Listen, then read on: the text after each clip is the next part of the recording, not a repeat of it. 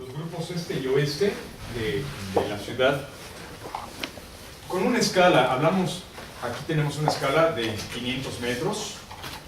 Hablamos de que aproximadamente hay poco menos de 1 kilómetro de distancia desde la parte posterior de la estructura 59 a la parte posterior de la estructura 1 de Nagbe, en lo que conformaría el núcleo urbano.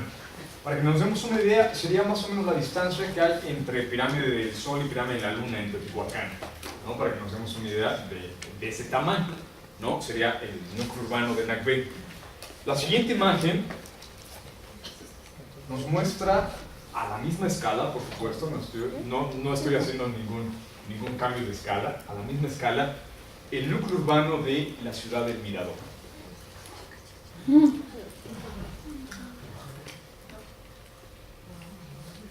El Mirador es la ciudad más grande del preclásico en el área maya y nos falta mucha excavación en el Mirador, pero bueno, podría ser una de las más grandes de Mesoamérica, ¿no? En todos los tiempos históricos. Este es un núcleo urbano.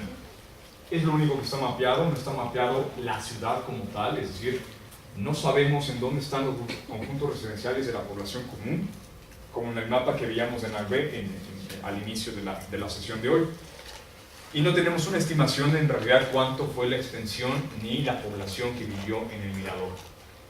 Pero la escala arquitectónica de su núcleo urbano nos obliga a pensar a una densidad de población muchísimo mayor a la de Nagbe, por supuesto, y claro, se constituye al final en una de las ciudades más grandes del área maya durante el preclásico, con incluso, como ya lo veíamos en la foto anterior, con la arquitectura más grande del preclásico jamás construida, no solamente en el área maya, sino en toda Mesoamérica, así de sencillo, ¿no?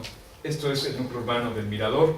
Quitemos a Nagbe, tan solo como escala, grupo este y grupo oeste, es decir, la conformación urbana es exactamente igual. El núcleo urbano de El Mirador son dos grupos arquitectónicos, uno al oriente, uno al poniente, separados por la propia topografía y unidos a través de un Sacbé que inicia aquí y vendría en línea recta hasta este grupo, el grupo este.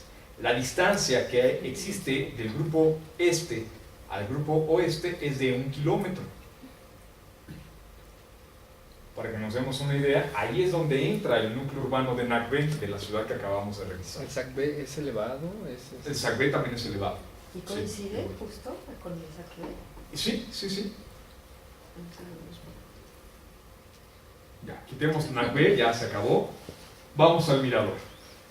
Empecemos a revisar el grupo oeste del Mirador, que es el que presenta la mayor arquitectura monumental de la ciudad en cuanto a concentración.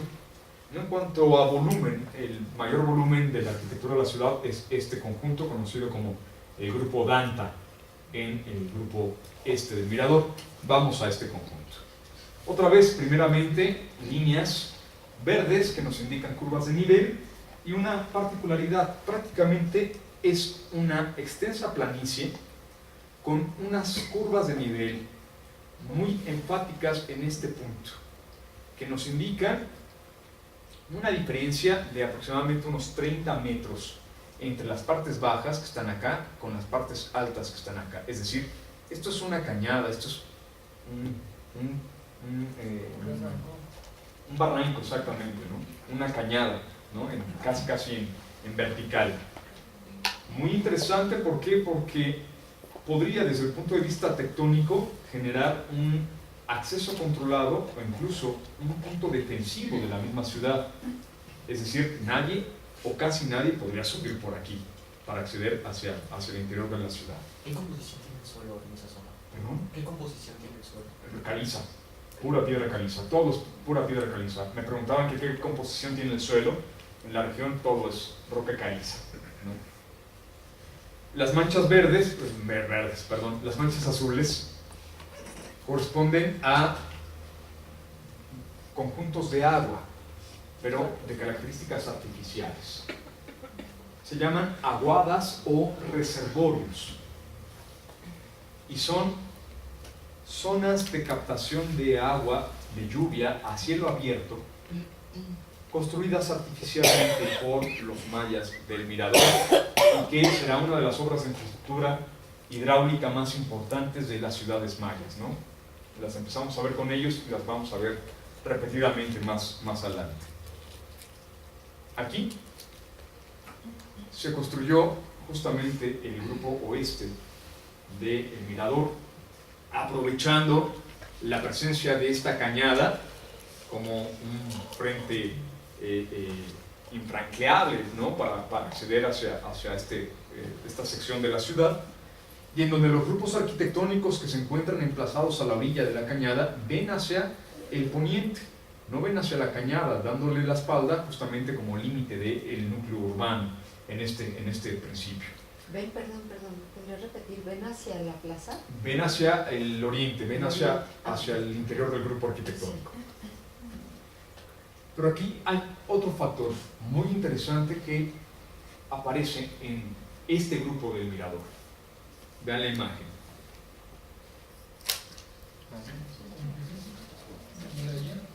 La presencia de una muralla que no sabemos si su función fue defensiva.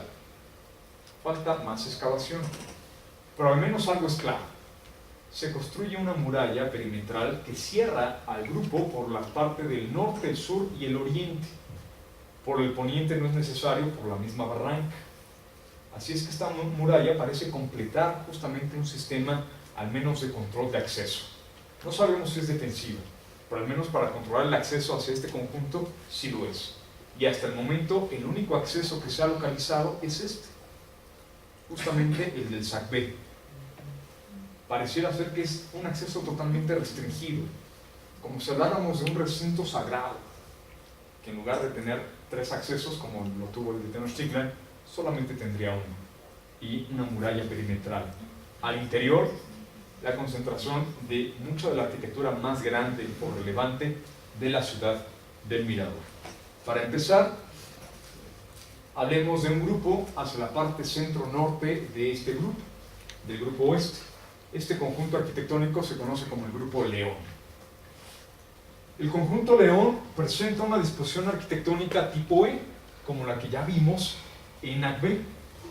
Es decir, a través de una plaza central aparece la distribución del oriente y del poniente, dos estructuras mayores, con una serie de estructuras menores que completan al conjunto arquitectónico. La estructura del oriente es una estructura alargada en sentido norte-sur, mientras que la del poniente es un basamento piramidal, que se encuentran frontales, es decir, la estructura del oriente ve hacia el poniente, la del poniente ve hacia el poniente.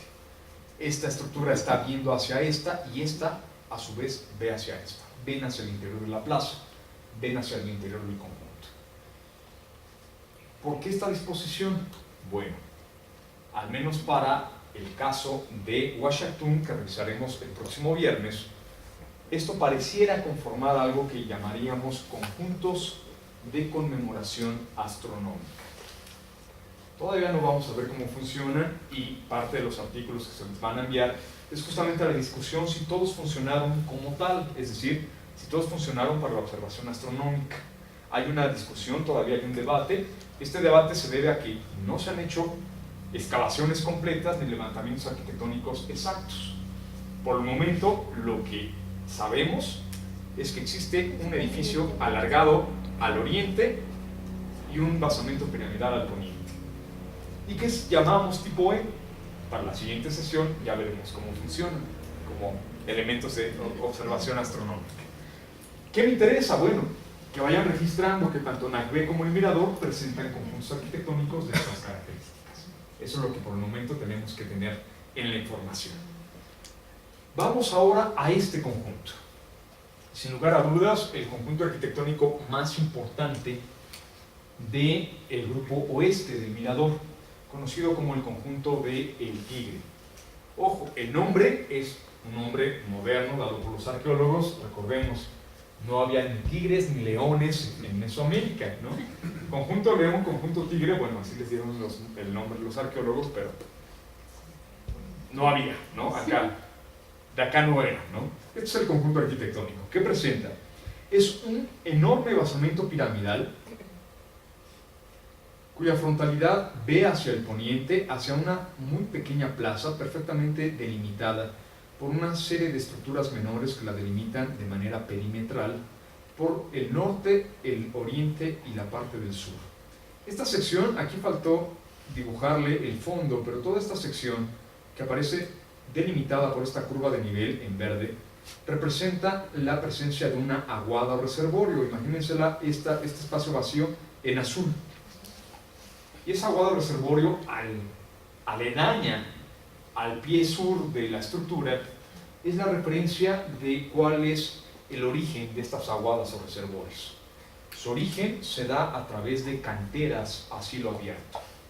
En origen, esto fue una cantera a cielo abierto que, una vez terminada su explotación, el fondo de la cantera se impermeabiliza y con las plazas aledañas y las estructuras aledañas con pendientes específicas se canaliza el agua de lluvia hacia la parte más baja, la de la cantera ya en desuso, y ahí se acumula y se almacena el agua de lluvia.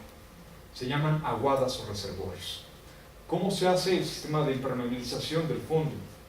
Se ha localizado que se coloca en el fondo una especie de aplanado de cancá, que es una arcilla de color rojo, muy compactada, y después se le pone un aplanado de sascap. Otra vez un cancá, otro sascap, cancá, sascap, y al final un enlucido de estuco, para formar un fondo impermeable que evite la filtración del agua de lluvia. Y esto se convierte en una aguada reservorio, una especie de gran lago artificial para la captación, almacenamiento, administración y consumo del agua pluvial en los conjuntos arquitectónicos. Bien importante, ¿no? Su origen a través de una cantera a cielo abierto, como lo fue nuestro Parque Hundido, ¿no? Que en origen fue una cantera para la extracción de arcilla para la producción de ladrillos, y hoy se quedó como un parque a un nivel mucho más bajo que el contexto. Hagan de cuenta que el Parque Hundido lo hubiéramos impermeabilizado y ahí tuviéramos nuestro aguado reservorio, ¿de acuerdo? Bien importante esto de acá. Para darnos una mejor idea de cómo es esta estructura arquitectónica, no se ha excavado tampoco, se han hecho igual calas arqueológicas, se ha excavado solamente esta estructura, conocida como estructura 34 del Mirador, y para que nos demos una mejor idea vamos a ver una reconstitución del National Geographic. Pero primero vamos a girar la imagen. Ahorita el norte lo tenemos hacia arriba. Ahora el norte está hacia abajo, el sur está hacia arriba, y la estructura piramidal, la más grande, conocida como la pirámide del Tigre, nos queda a la derecha, mientras que la plaza nos queda a la izquierda. ¿Ok? La estructura 34 al sur está en la parte superior. Esta es la reconstitución. El basamento piramidal, la pirámide del Tigre, la plaza y la estructura 34. Una serie de plataformas escalonadas con pequeñas estructuras en la superficie que cierran toda la plaza. El acceso hacia esta plaza es obligatoriamente a través de procesos de escalinatas que te obligan a subir y después descender. Al estar totalmente confinada por estructuras elevadas, esto hace una referencia de jerarquización de esta plaza. No es una plaza pública de fácil acceso. Es necesario subir y bajar para estar totalmente inmerso en el espacio artificial de la arquitectura. Una vez que estás aquí en la plaza, lo único que vas a ver son edificios. Y algo muy particular, la gente que vaya caminando por acá afuera nunca se dará cuenta de las actividades que se están realizando al interior de la plaza. Eso es una estratificación y una intención de la propia arquitectura.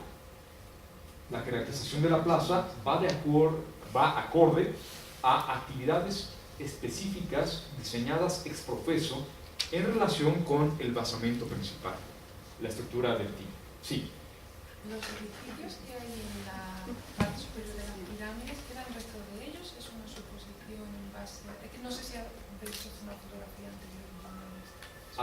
No, no hay fotos. Bueno, yo no cuento con fotos, pero no es una suposición, existe. Excepto el templo. Excepto los templos, si se refería a los templos, esos no existen. pero los basamentos piramidales sí, Eso sí. eso sí. Una vez que ustedes pudieran, o que cualquiera pudiera ingresar a esta plaza, ¿no? Si tuviéramos el pase para estar en esta plaza, tendríamos como el gran telón de fondo, como el eje rector del espacio arquitectónico a este enorme basamento piramidal. Una estructura que presenta primeramente una plataforma de desplante. Esto que parece ser el primer cuerpo de la pirámide, del edificio, es en realidad la plataforma de desplante. ¿Qué es una plataforma de desplante? Es un trabajo de infraestructura que permite la nivelación del terreno y la cimentación expuesta del edificio que constituirá o que se constituirá encima de él. Eso es una plataforma de desplante, es un trabajo de infraestructura. A veces las plataformas de desplante, y mucho con los mayas, serán además un elemento de jerarquización arquitectónica. Entre más grande, entre más alta sea la plataforma de desplante, más importante es el edificio. Le da jerarquía, ¿no? Es decir, lo estamos colocando o situando en una posición mucho más elevada. Esto es algo bien importante, ¿no? Que tenemos que tener presente siempre. Y casi es una constante de la arquitectura maya. Son pocos los edificios que no presentan su propia plataforma de desplante al momento de arrancar. Sí. Estructuralmente es como una cimentación, así Lo como es. losa de cimentación. Lo es. En lugar de hacer una cimentación como las nuestras modernas subterráneas, ¿no? Excavadas, los mayas hacían una cimentación superficial. Es la cimentación expuesta. Pero entonces esa relación de tamaño no tendría que ver también por la magnitud de lo que iba a tener. Fíjate qué interesante. Como en contraste. Sí, qué interesante, no siempre, ¿eh? Porque hay, digamos, plataformas que estarían muy sobradas con respecto a lo que cargan encima, es decir, la plataforma es monumental y el edificio no involucra tanto peso, ¿no? Mientras otras, por ejemplo, esta en realidad estaría como muy corta, ¿no? En relación a las dimensiones que tenemos arriba, ¿no? O sea, sí es una cimentación, pero posiblemente su principal función es la nivelación del terreno. Un terreno accidentado, la plataforma te permite tener el mismo nivel para ya generar tu obra arquitectónica, ¿no? Encima. Tenemos encima de la plataforma un basamento piramidal de 4 cuerpos que presenta esquinas remetidas, y esto es un detalle arquitectónico muy del Petén, pero que también se convierte en un elemento panmaya, es decir, hacia finales del preclásico y durante el clásico hay muchas arquitecturas en toda el área maya que presentan las esquinas remetidas o escalonadas, es decir, en lugar de tener una proyección de esta fachada y esta otra que se intersectaran en este punto, se remeten y forman una esquina remetida, ¿no? O una esquina escalonada. El edificio presenta, como lo pueden ver en la reconstitución, taludes en delantal. Y si hacemos caso de la escala, estas manchitas son escalonadas. Vean el tamaño de los taludes en delantal que presenta este edificio. 4 cuerpos escalonados, una escalinata central que está flanqueada por paramentos verticales, no por talud en delantal, sino que hay paramentos verticales, que se presume serían como grandes paneles que permitieran la presencia de elementos ornamentales.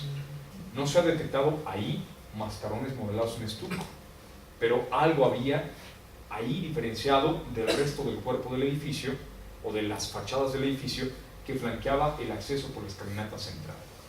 Al final llegaríamos a través de la escalera hacia la plaza superior, elevada, donde el centro está ocupado por un pequeño adoratorio de mampostería, y aquí aparece el conjunto tripartita o triádico. Justamente sobre el acceso tenemos una de las caras de la plaza abierta, mientras que las otras 3 están ocupadas por edificaciones. Platicábamos ya que podrían ser 3 edificios exactamente iguales en tamaño, en acabados, pero siempre el más importante será el que se encuentra sobre el eje del acceso, el que veo de frente al momento de ingresar al conjunto arquitectónico. Y en este caso se diferencia, en el caso de la estructura del Tigre, se diferencia por ser todavía mucho mayor. También son 4 cuerpos escalonados en talud en delantal, escalinata central y esta sí, flanqueada por mascarones modelados en estuco que se ha podido hacer a través de prospección, se ha podido encontrar que existían ellos. Lo que no se conserva es el templo en la cima, pero observen algo particular. Estos 4 cuerpos son justamente el basamento piramidal. Tiene su propia plataforma de desplante, este edificio, y a su vez el templo presenta una plataforma de desplante, que es esta. Este no es un 5.º cuerpo del basamento piramidal, es la plataforma de desplante del templo. Y esto es una constante en la arquitectura maya. Tengo una plataforma de desplante de todo el edificio, tengo mi basamento piramidal, y el remate del basamento piramidal no es inmediatamente con el templo, sino con la plataforma del templo. Es decir, vuelvo a hacer un trabajo de cimentación y de nivelación encima del basamento piramidal para construir el templo que lo corona, ¿no?, en la parte superior. Al final, bueno, si las estructuras de Nakbe eran altas, esta estructura alcanza los 55 metros de altura, desde el nivel de la plaza hasta la cima. Bueno, hasta la cima de la plataforma de desplante, todavía falta el templo, ¿no? Que con el templo podríamos pensar en de menos entre 4 y 6 metros más o extras, es decir, es una estructura que estaría llegando por ahí de los 60, 62 metros de altura, posiblemente, ¿no? Hoy en día alcanza los 55 metros de altura y es una de las estructuras más altas del área maya, ¿no?, para que nos demos una idea de lo que están haciendo los mayas del Mirador, que bueno, lo están haciendo todo a escala monumental, ¿no? Llama el doctor Richard Hansen, el arqueólogo de la zona, arquitectura del gigantismo, y justamente durante este periodo, lo que llamamos el preclásico tardío, del 400 a.C. al 200 después de Cristo, no solamente en el área maya, sino en toda Mesoamérica, se da este principio de arquitectura monumental, ¿no?, de esta arquitectura del gigantismo, ¿no? Siguiendo la escala humana, vean este tamaño, vean la escala del edificio, y ahora hablemos de jerarquización y estratificación arquitectónica. ¿Cuánta gente podría estar sobre la plaza?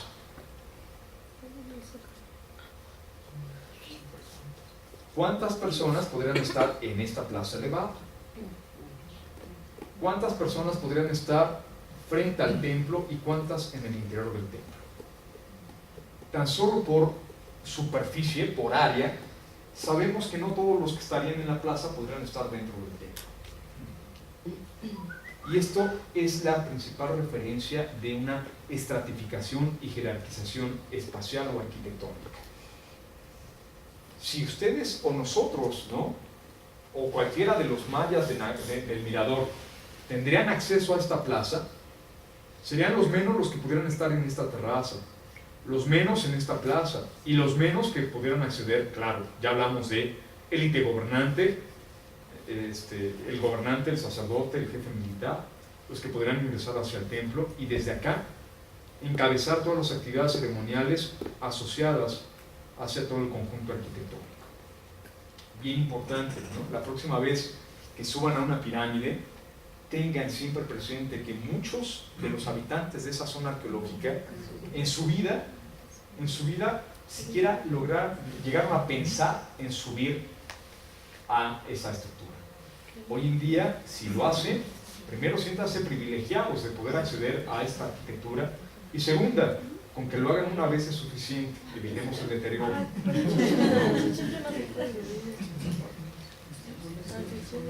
La estructura del 34 de Nakbe es la única, del Mirador, es la única que se ha excavado de este conjunto del Tigre.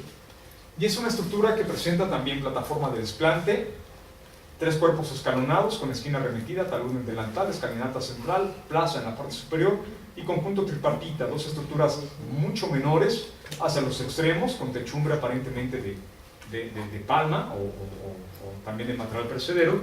Y la estructura principal, esta de aquí, una estructura ya manufacturada en su totalidad con mampostería. Esta es una reconstitución también del National Geographic, en donde se basa, aparentemente por evidencias localizadas en los aplanados de la estructura, en que la mayoría de ella estaría estucada y pigmentada en rojo, y los mascarones que flanquean la escalinata central estarían dominantemente blancos, es decir, usando el blanco del propio estuco, ¿no?, para enfatizar a través de un contraste justamente las líneas de los mascarones con el fondo. escalinata de acceso y la estructura de templo en la parte superior. Aquí aparentemente se está dando algo diferente a lo que vemos aquí en cuanto a la techumbre.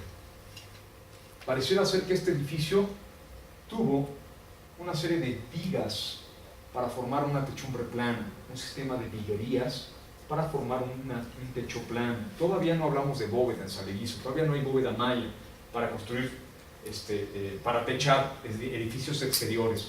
La bóveda maya, que todo el mundo conoce, ¿no?, aparecerá mucho tiempo después, al menos para exterior. En este entonces ya existe para techar tumbas, pero no existe para techar arquitectura exterior. Este pareciera ser un sistema de viguerías, de vigas, que están construyendo un techo plano, y al exterior del edificio presenta una moldura inferior a manera de zócalo rodapié, el muro y un friso, que ya serán los elementos formales que constituyen una fachada maya, que ya veremos después. Y bueno, ya lo tienen en su programa. Todos los que tienen el programa tienen un edificio con la nomenclatura de las partes arquitectónicas en la primera hoja, ¿no?, de cómo se llaman cada uno de los elementos. Ahí lo tienen. Y desde entonces ya se está dando de manera formal justamente los elementos compositivos de una fachada arquitectónica. Vamos a los mascarones.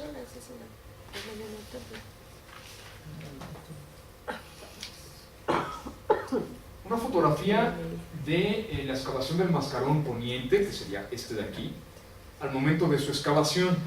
Observen lo que ya platicamos en las imágenes de Nagbe. La vegetación, ¿no?, parte de lo que sería el derrumbe de la propia estructura, y observen aquí los sillares, igual perfectamente bien careados y formados, junto con piedra regular que forma parte del núcleo del basamento piramidal que se colapsó, que forman parte del derrumbe. En la parte baja lo que estamos viendo es esta sección, la sección del mascarón, y vean la escala humana para que se den una idea del tamaño de los mascarones. Mascarones muy bien conservados, al menos en su parte inferior, y que al presentar en las orejeras garras, se le dio el nombre de la estructura de la garra del jaguar, o de las garras del jaguar. En detalle, esta sería una reconstitución de los mascarones. Veríamos prácticamente casi los mismos elementos de los mascarones de Nagbe, pero a lo mejor con mayor maestría en su manufactura. Cuencas oculares, aquí están cuencas oculares, cubrecejas, el entrecejo fruncido, la nariz con las fosas nasales laterales, esta especie como de pico o apéndice bucal extendido hacia la parte frontal, que estaría aquí, y que vemos las espigas de mampostería de piedra que fueron el núcleo para la construcción en el modelado en estuco de lo que fue este apéndice, ¿no?, volado, tridimensional. En el fondo vemos la boca entreabierta con dos colmillos retorcidos laterales, los grandes pómulos por debajo de las cuencas oculares, y la barbilla con una especie como de máscara bucal que la protege, que sería toda esta sección. Dos orejeras de cuentas circulares hacia los laterales, donde aparece como parte de la ornamentación de la misma orejera garras que, si mis cuentas no me fallan, la garra de un felino está constituida por 4 dedos, 4 garras, por lo que en realidad no serían garras de jaguar, sino serían posiblemente garras de ave, las cuales están constituidas por 3 garras, ¿no?, más ¿pero cómo se le llama? El de las aves, el espolón. Gracias, ¿no? Ahí el detalle de lo que serían las garras, y claro, ya una intervención de los mascarones para su conservación. Hoy en día la estructura se ve así. Se encontraron estucos originales y se hizo un aplanado tengo entendido, un aplanado de estuco, que es todo lo que se ve totalmente blanco, como nuevo. Es un piso de sacrificio de estuco para protección del anterior. Algo muy interesante, bueno, está lo que sería la orejera expuesta al descubierto, Y este mascarón está al descubierto, pero este otro no aparece en la imagen, estaría de este lado. Este se volvió a enterrar, ya que estaba mucho mejor conservado y se hizo un reenterramiento, es decir, se excavó, se hizo el registro y se volvió a enterrar para su conservación, para su protección.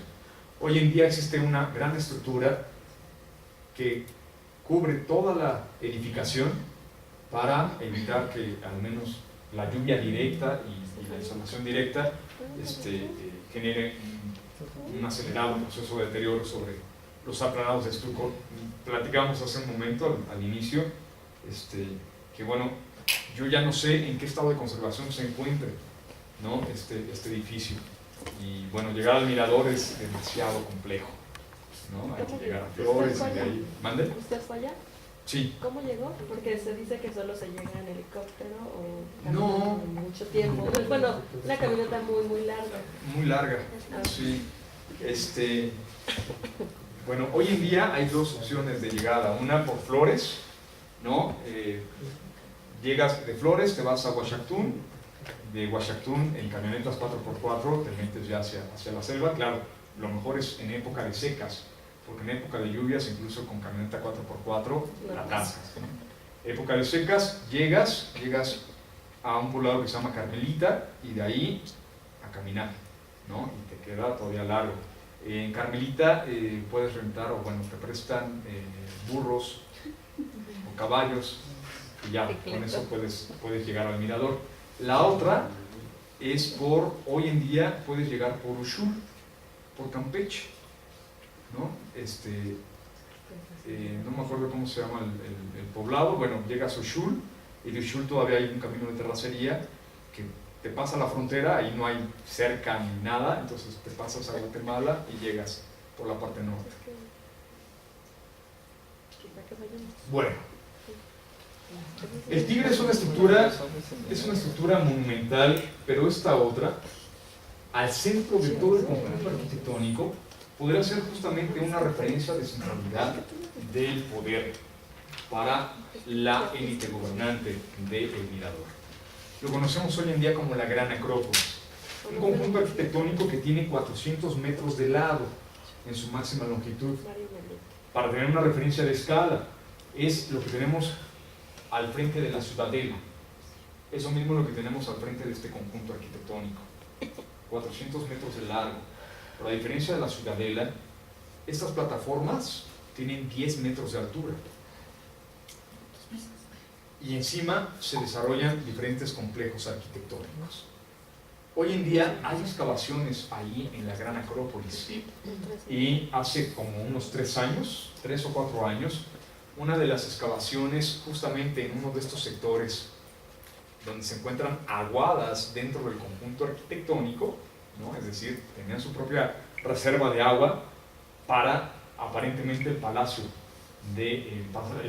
real, lo que se estima era la residencia de la élite gobernante de la ciudad del Mirador, este gran conjunto arquitectónico. Ahí las excavaciones dieron por hallazgo esto. Este es el reservorio, donde de la parte alta existe una serie de, tengo entendido, porque esto no lo conozco, tengo entendido, hay una serie de plazas con pendiente para que toda el agua de lluvia captada sobre la plaza escurra sobre la pendiente y caiga en el reservorio. La caída al reservorio era a través de estos elementos escalonados que, como si fuera una gran fuente escalonada de agua, llenaban el reservorio hacia la parte baja. Y la parte de la superficie son grandes paneles estucados. El superior presenta una serpiente, el cuerpo de una serpiente ondulante, con elementos de roleos en la parte interna de su cuerpo, en la parte inferior, pero en la parte superior, de manera muy puntual, aparecen imágenes como esta, que es la de un ave con rostro de un anciano. ¿Lo ven? ¿Sí? Aquí está el rostro, la nariz, la boca, la cuenca ocular y la gran barbilla, ¿no? Con un prognatismo que nos indica ya la pérdida de piezas dentales inferiores, ¿no? Y por eso a los ancianos se les va O bueno, a lo mejor algún día nosotros también, ¿no? Esta es la imagen de Itzamnah. Itzamnah, el dios creador, es una deidad que siempre se representa como anciana. Hay varios dioses ancianos en el panteón maya, pero Itzamnah es el único que aparece como ave, que aparece representado como ave, así que es una referencia nuevamente al ave celestial, a Itzamnah, y que podría ser justamente la referencia de esta, ser una referencia de una serpiente celestial por encontrarse en la parte superior. Ahora quito esta imagen y ven este detalle aquí. Viene el cuerpo de la serpiente ondulante y claro, el panel continúa todavía en esta sección. En detalle, esta sección es esta. Y aquí este detalle es este. Algo muy interesante, pareciera ser que el mismo panel del reservorio nos está manejando los niveles cosmogónicos mesoamericanos. El panel superior nos está haciendo una referencia a los niveles celestes, con la presencia de Itzamnah y de las aves, más el cuerpo serpentino, ¿no? Que nos indicaría justamente la serpiente celeste. Mientras que la parte media podría ser el nivel terrestre y la parte inferior, donde tendríamos el contacto o el acceso hacia el agua, sería ¿qué? El nivel del inframundo, por supuesto. Aquí está el doctor Richard Hansen, el arqueólogo del proyecto del Mirador, que nos da una escala justamente del panel, y aquí está uno de los detalles que sería este personaje. Algo muy particular, aquí aparece un personaje dividido por dos bandas en diagonal, que en realidad son rostros de serpientes fantásticas, abstractas, vistas de perfil. No espero que ahorita las identifique, ¿no? Pero más adelante vamos a ver otros ejemplos de estas serpientes. Lo interesante es que no solo en la imagen, pero de esta línea, de esta banda, del otro lado, aparece a manera espejeada este mismo personaje, de este lado, es decir, aparecen dos. Este personaje aparece en una posición horizontal. Su dinamismo en cuanto a representación, las piernas flexionadas y que parecieran estar en movimiento, podrían identificar posiblemente que el personaje estuviera nadando, si la interpretación es correcta, ¿no?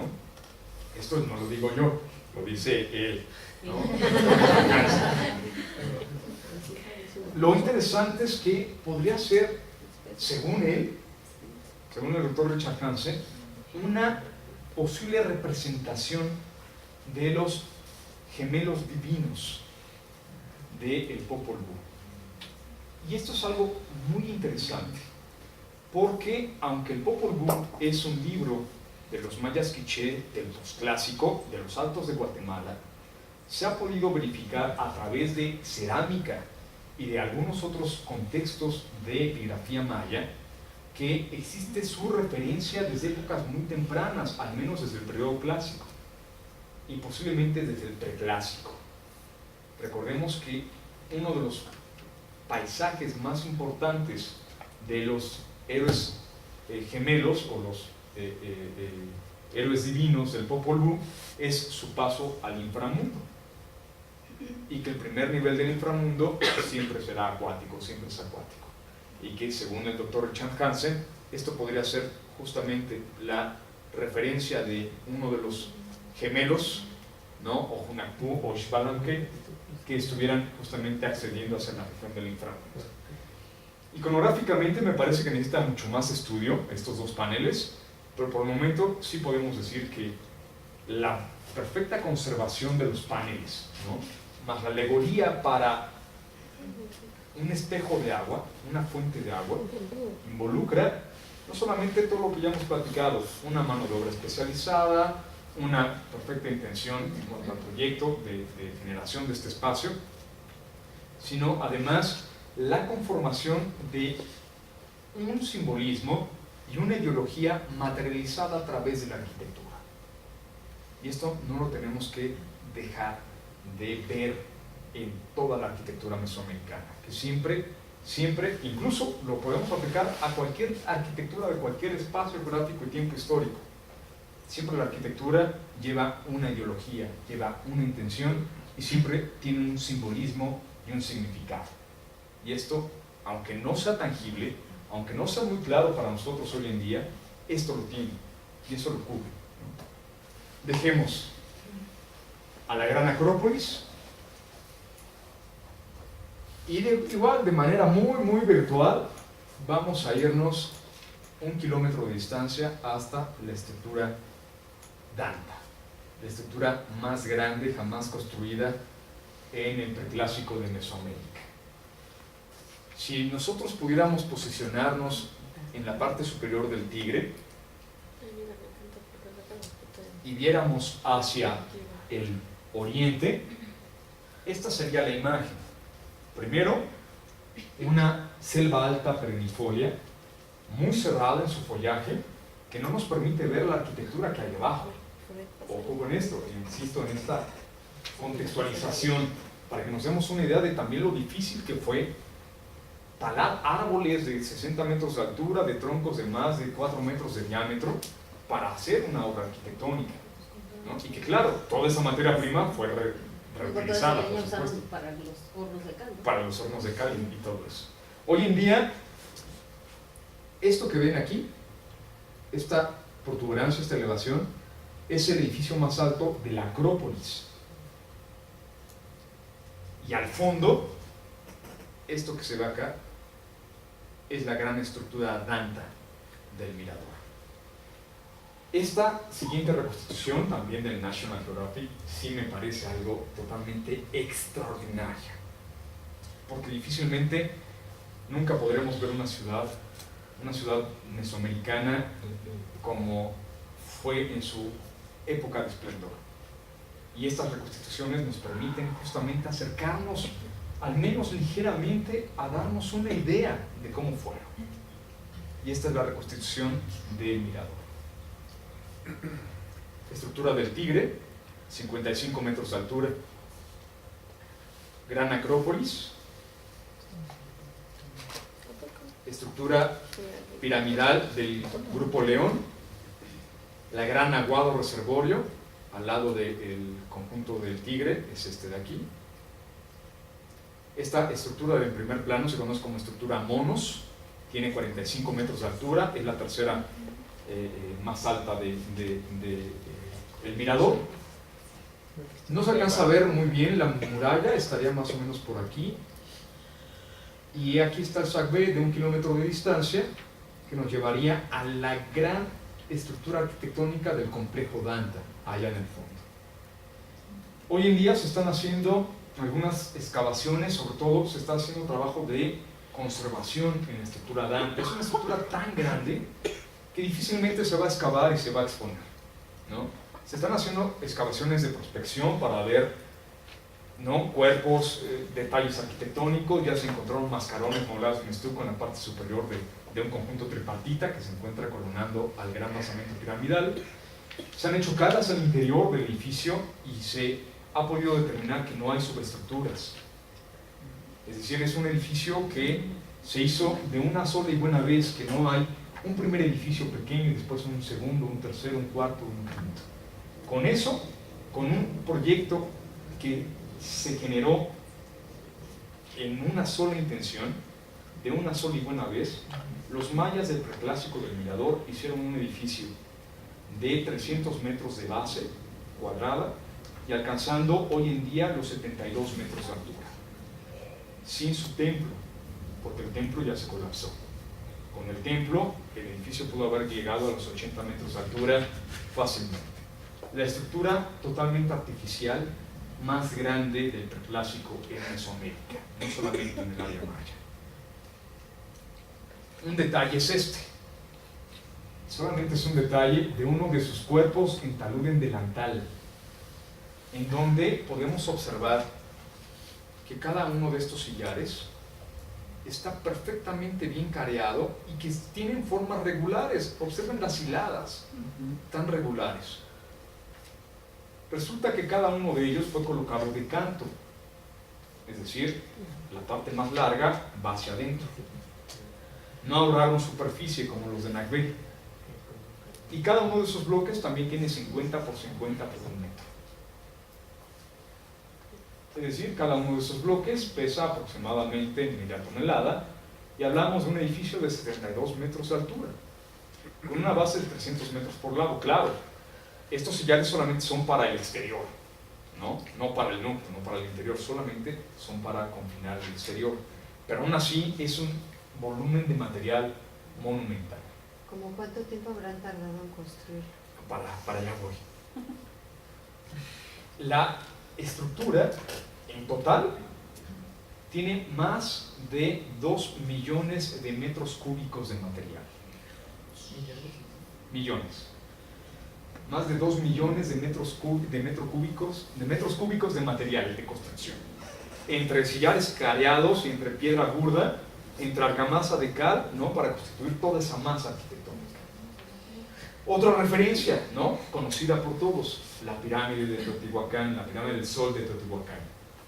Una estructura que tiene hoy en día 65 metros de alto, 122 por 125 metros en su base, y que tiene 1 millón de metros cúbicos de material. Es decir, la pirámide de Danta es poco más del doble de la pirámide del Sol. A diferencia de la pirámide de Danta, de la pirámide del Sol, varios investigadores han hecho juegos acerca de calcular los procesos de edificación y los tiempos, claro, de edificación de una pirámide como la del Sol. Y, ojo, la pirámide del Sol, su núcleo es de tepetate y adobes, encofrado por ya basaltos y tesontles. Pero el núcleo es adobes y tepetates, es decir, fue mucho más rápido en cuanto a construcción, porque no tuvieron que lidiar con una piedra dura, en ese principio. Bueno, Eric Thompson, uno de los mayistas, sí. El material, metros cúbicos, la gran pirámide de Cholula, ¿cuánto tiene? No recuerdo, pero es mayor todavía. En metros cúbicos es mayor que la Danta. De hecho, la de Cholula es la pirámide en volumen más grande del planeta. Pero no recuerdo cuánto tiene. Pero te lo voy a preguntar. Bueno, regresando al ejemplo, Eric Thompson mencionaba que la pirámide del Sol se podía haber construido en aproximadamente unos 20 años. A últimas fechas, justamente un arqueólogo norteamericano, que me parece que no es arqueólogo, creo que es ingeniero, se apellida Adams, Elliot Adams, hizo un cálculo justamente de los procesos constructivos de la pirámide del Sol. Tiene un libro muy interesante que se llama Cómo los mayas construyeron su mundo, y hace el análisis de los procesos de cuantificación en las labores de edificación para Copán, que, bueno, ninguna de las estructuras de Copán tiene las dimensiones ni de Teotihuacán ni de Danta. Después hace un artículo en donde hace los cálculos para la pirámide del Sol, y él calcula que la pirámide del Sol, sumando, a grandes rasgos, aproximadamente unos 10,000 trabajadores, teniendo el material ya a pie de obra, es decir, los procesos de extracción, de traslado, teniendo el material ya a pie de obra. 10,000 trabajadores, que además deberíamos de tenerlos bien organizados, en sus cuadrillas específicas, para que no se estorbaran y cada uno tuviera chamba, y que no parara la producción. Sumando los días, pensando en tiempos modernos, hablando de la semana, que trabajaran 6 días, porque si no el sindicato se nos viene encima, y 8 horas diarias, él calcula que la pirámide del Sol se pudo haber construido entre 80 y 100 años. La pirámide del Sol, y eso que es de adobes y de petates. Bueno, ahí se los dejo nada más. ¿Cuánto tardarían en construir la pirámide de Danta? En realidad no lo sabemos. Lo que sí nos queda muy claro, algo que platicamos ahorita en el intermedio, es que al tener una escala de vida humana, donde la vida promedio, la longevidad promedio alcanzada por cualquier sociedad preantibiótica en el planeta, era de 40 a 45 años. Que en Mesoamérica sabemos que desde muy jóvenes, desde los los 12, 13 años se involucraban ya a las labores de producción y que seguramente a través de la enseñanza del maestro al aprendiz, de línea familiar, se enseñaban las labores de edificación. Es decir, yo soy albañil y mi hijo va a ser albañil y a su vez él será albañil. Que si desde los 15 años ya me está ayudando en la obra, a los 30 años ya tiene 15 años de experiencia y todavía la obra arquitectónica no se ha terminado. Que yo muero y mi hijo continúa con la obra arquitectónica y a su vez posiblemente mi nieto, y a lo mejor es mi bisnieto el que la ve terminada. Para que nos demos una idea de la escala, esto significa que la arquitectura no tiene una referencia solamente de poder político individual, es una identidad cultural, política, religiosa y sobre todo de pertenencia hacia la población, que finalmente sigue los procesos de edificación y culmina la obra, el tiempo que se haya llevado, desde 20 años hasta 100 años, ¿no? Lo único que hay que hacer es jugar con los números, ¿no? en ese sentido. O sea, entendiendo que uno hace cálculos y sale, que no puedo evitar compararlo con Keops, que ahí le debe de ir con la prima de Keops en Sí. que le debe de ir con Cholula, que está registrada que se hizo con 30 años. O sea, también creo que hay cantidad de cosas que no podemos saber de como y eso es lo de Keops está registrado. Sí, claro. Que a lo mejor se tardaba mucho más. Es que, por ejemplo, las catedrales europeas también sí tardaban 200 años en hacer. No sé, o sea, quiero decir, frente a los cálculos tienes el registro documental, que es suficientemente grande, o sea, las piezas, los sillares con los que se construye, que son monumentales, ¿no? Y hablamos de calizas también, y hablamos de areniscas, ¿no? Y hablamos de granito también, ¿no? Y bueno, no recuerdo el volumen de material, pero de Keops, exacto, pero sí hablamos de las dos y la sensación es bastante similar, o sea, son más o menos. Entonces, que tiene 140 y tantos metros de altura, ¿no? O sea, sí, por ahí, llegando a los 140 metros de altura. Y de base, sí es igual, 222, como 220 por 220, totalmente cuadrada, ¿no? O sea, en base es casi como la pirámide del Sol, la de Keops, y el doble de altura, por ahí, de los 130 metros, ¿no? Hay una diferencia, ¿no? Que aparentemente ocurre con Keops, ¿no? Ya el uso de herramientas de metal, aunque sea un metal blando, ya tienen herramientas de metal. Tienen también algo que no está registrado para el mundo mesoamericano, y no lo sé específicamente para Keops, pero sí sé que hay mucha mano de obra esclava en Egipto que es obligada a las labores relativamente las últimas teorías es que, puesto que dependían para la agricultura de que el Nilo inundara las tierras, había 6 meses del año que no podían trabajar, entonces parece ser que la mano de obra agrícola, la que durante 6 meses del año, lo cual implica que no estaban trabajando los 30 años, estaban trabajando 15. Ajá. O sea que, sí, que medios años. Hay cantidad de cosas que ni siquiera podemos llegar a... Ahí cuidado, ¿no? Porque igual insisto, ¿no? O sea, el agricultor no es la mano de obra especializada, ¿no? Pero sí para restar. Sí, claro, o sea, es la mano de obra en bruto, por supuesto. Exacto. Y lógicamente habría ingenieros y arquitectos. ¿Están registrados los arquitectos? Sí. No, es que esa es la gran ventaja de Egipto, que tenemos registros, ¿no? Esa es la gran desventaja de Mesoamérica, ¿no? Ay, sí. Que no lo tenemos, ¿no? Entonces, finalmente, esto, insisto, se vuelve en un juego de cálculos, ¿no? O sea, si yo le meto factores como, si le meto más gente, más horas de trabajo, ¿no? Empezamos Y el terreno es variar. totalmente distinto. entonces Sí, Nos estás también. enseñando otra selva impenetrable. Sí, Ajá. Y ese de ahí. Sí, pero La la calor parte alta, ¿no? Y la humedad, y Y bueno, o sea, seguramente hay un aquí montón tenían de que estar factores. constantemente limpiando la selva porque se les venía encima en época de lluvias. Claro, por supuesto. Creo que ahí en verano no podían trabajar. Bueno. solo como observación. No, sí, Pero es sí, como en perfecto. Sonora, Pero como sí, trabajaba de noche. sí, finalmente, no sabemos cuánto tiempo se llevó la construcción. Perdón, hay una anécdota de que en un documental de National Geographic señalan de que Napoleón manda hacer un cálculo y que con los bloques de las 3 pirámides de Egipto se podría construir una muralla que rodeara toda Francia y que tuviera una altura de 2 metros de altura. Entonces, si eso se pudo hacer con las 3 pirámides, con esta, ¿cuánto?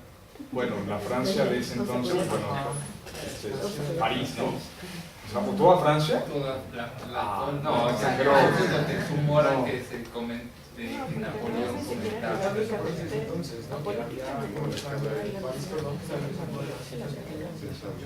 Sí, o sea, yo creo que París sí, pero Francia, toda Francia, bueno. Ya, bueno, regresemos, ¿no? Ya para terminar, ya para cerrar con la sesión de hoy. Al pie de la estructura Danta se localizó una estela que, a diferencia de las estelas del Preclásico Medio, del 600 al 400 a.C., para el Preclásico Tardío, entre el 400 a.C. al 200 después de Cristo, las estelas cambian de formato, a un formato muy pequeño. Muchas de ellas no alcanzan ni el metro de altura, pero presentan un detalle iconográfico en la superficie, es decir, presentan relieves, presentan un trabajo de esculpido, y a diferencia de las del periodo anterior, aunque casi no se alcanza a observar, a ver si lo notan aquí, ya empiezan a presentar cartuchos glíficos, es decir, ya no son estelas mudas, sino que ya, además de la imagen, existe un registro epigráfico a través de una escritura que ya da información extra acerca de la imagen.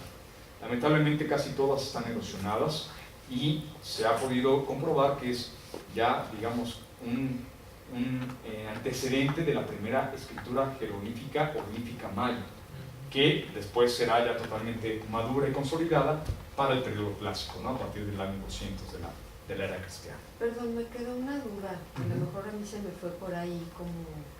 entonces el mirador no es contemporáneo a Nakbe, es un poco posterior. Es ligeramente posterior. De hecho, la cronología del mirador va del 400 antes de Cristo al 200 después de Cristo. Ah, ok.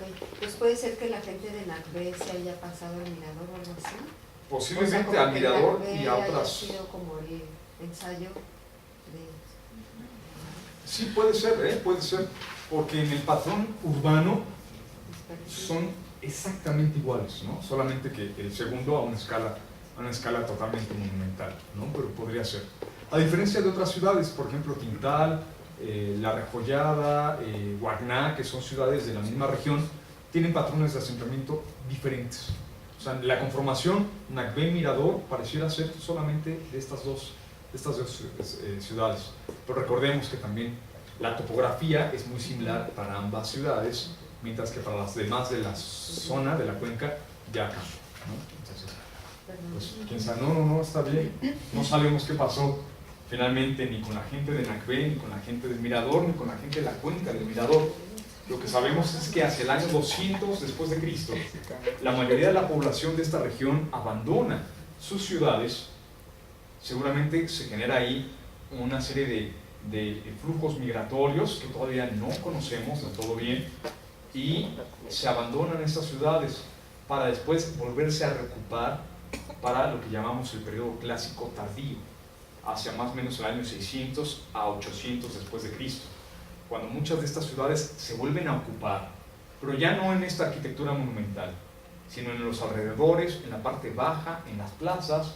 Se construyen casas, habitación de población que parece ya no tener nada que ver ancestralmente con la arquitectura del núcleo urbano.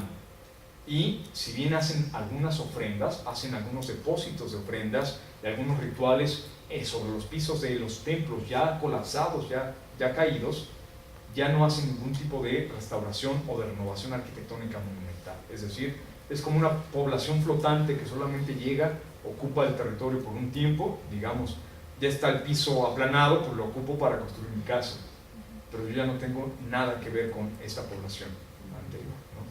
Finalmente, hacia el año 200 después de Cristo, se da esto que podríamos identificar como un primer colapso de algunas ciudades mayas, un primer abandono de muchas ciudades mayas, pero otras ciudades que también son tan antiguas como Nacueo el Mirador, háblese Calakmul, Huachatún o Tikal, sobreviven a estos colapsos de la cuenca del Mirador y justo van a tener su máximo apogeo durante el siguiente periodo, el llamado periodo clásico, ¿no?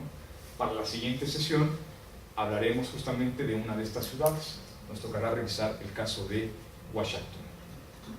¿Alguna pregunta, alguna duda? Sí. Ahorita en las reconstrucciones, bueno, del National, acerca de la crestería, es decir, no se observa, es posterior cuando llega. Las cresterías sí, las cresterías van a aparecer con la arquitectura de mampostería de cubiertas, es decir, cuando ya se construyen bóvedas en saledizo, tendríamos la presencia de cresterías.